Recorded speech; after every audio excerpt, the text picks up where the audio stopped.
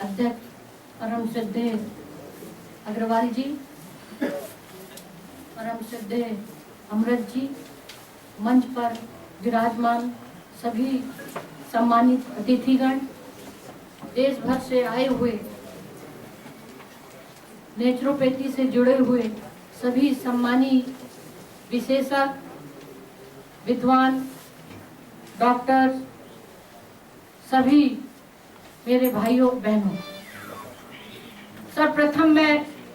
आईएनओ के द्वारा 10, 11, 12 को जो बेंगलोर में नेचुरोपैथी का एक इंटरनेशनल सेमिनार हो रहा है, इसके लिए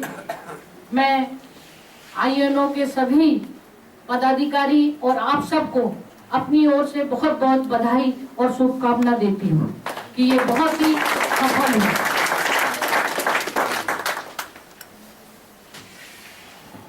वैसे तो यहाँ पर आज उस बेंगलोर की मीटिंग के संदर्भ में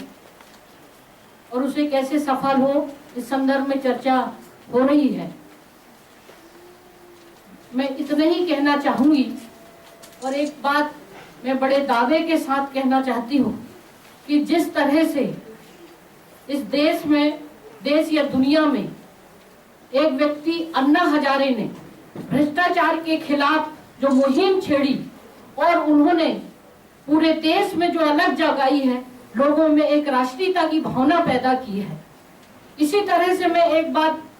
बड़े दावे के साथ कहना चाहती हूँ कि नेचुरोपैथी के क्षेत्र में एक दिन जरूर सम्मानीय हमारे श्रद्धेय जेपी अग्रवाल जी भी उसी तरह से पूरे हिंदुस्तान और दुनिया में नेचुरोपैथी के रूप में ये अलग जगाएंगे और लोगों में एक बड़ी जागृति पैदा करेंगे, ऐसा मुझे विश्वास है। मैं क्योंकि जिस तरह से आप इतने सहज सरल और जो पूरे देश भर में आपने स्वास्थ्य के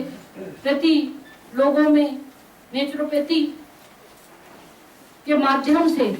वास्तव में जो प्रयास कर रहे हैं, मैं आपको कोटि कोटि बधाई और धन्यवाद देती हूँ। मैं तो एक बहुत छोटी कार्यकर्ता हूँ, लेकिन मुझे बहुत अच्छा लगता है जब आप लोगों की इतनी आत्मीयता, इतना स्नेह, वास्तव में मैं सब छोड़कर भी ऐसा लगता है कि मैं पूरा समय आपके पास और सहयोग दूं।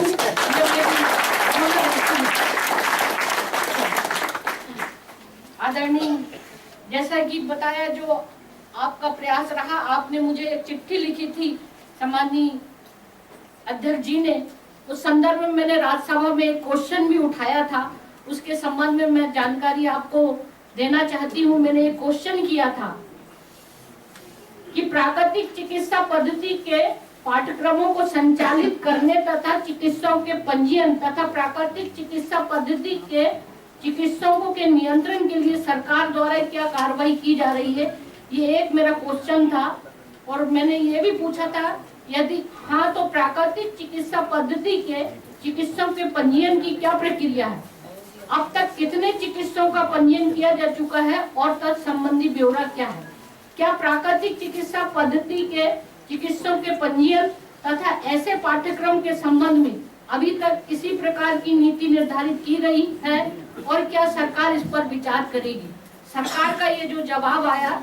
ये मैं आपको बता रही हूँ कि केंद्र सरकार प्राकृतिक चिकित्सा के पाठ्यक्रमों का संचालन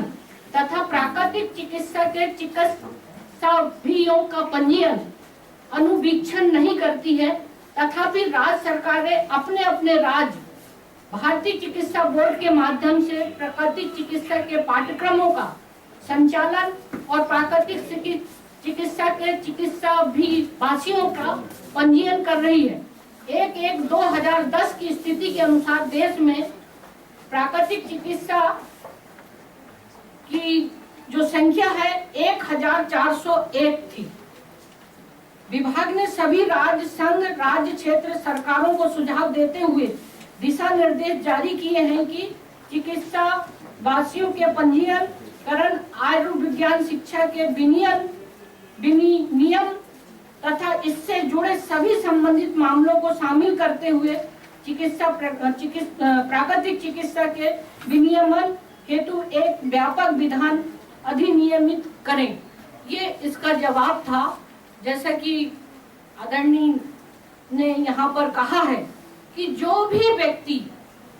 इससे जुड़ा हुआ है वो सभी का पंजीयन किया जाना चाहिए। तो मेरा इसमें एक सुझाव है, पहले भी मैंने कहा है कि सरकार ऐसे नहीं मानेगी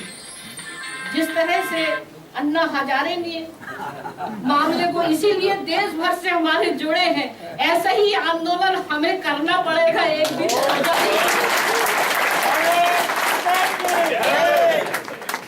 इन्हीं शब्दों के साथ मैं आप सबको बहुत बहुत बधाई और अपनी शुभकामना देती हूँ। धन्यवाद। जय माता। धन्यवाद अनुसुईया मैडम जी, पूरा जोश आपने हम लोगों में भरा और पूरे तरीके से हम चाहते हैं ये जोश हमारा कॉन्फ्रेंस होने तक कायम रहेगा। हमारे बीच में